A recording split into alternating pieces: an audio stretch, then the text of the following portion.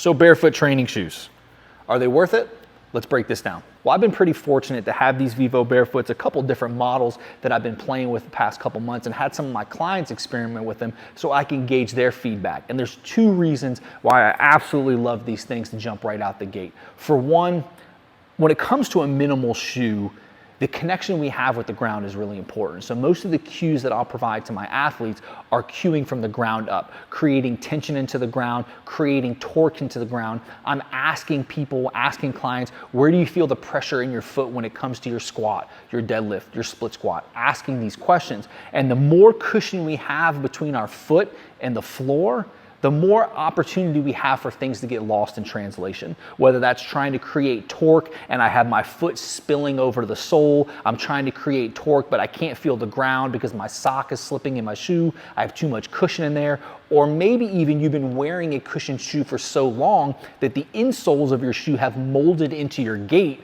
and now as I'm trying to give you cues, you actually cannot access them because the inside wear of your shoe now is so worn in. Where a barefoot shoe, that minimalistic approach to those cues, to staying connected to the ground, I think is so important, especially when most of my cues are built around that trampoline, from the heel to those first and fifth mets, and then being able to access this toe position. So even the shoes that we choose, most shoes are in this arched position upright, which can lead to issues on the bottom of the foot. The second reason is the toe splay.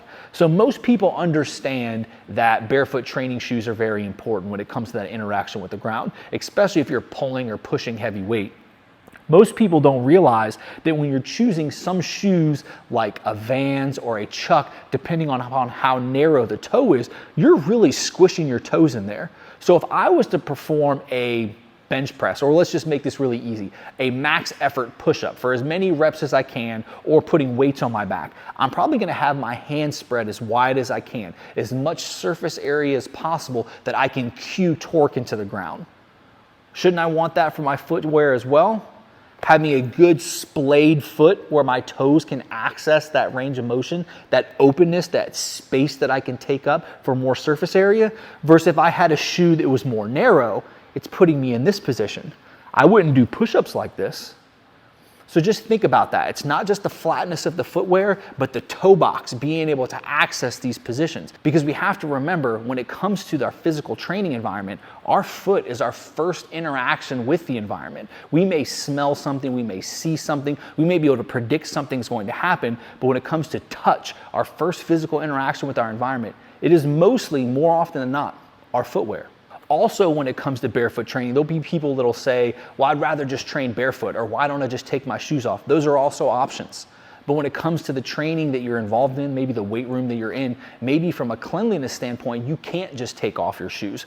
And sometimes I've worked with clients that just train in socks, those big cotton socks, and their foot starts to roll out of the sock. You start to see the sock toe start to wrap around the foot as we're doing lateral plane work, starting working in the frontal plane.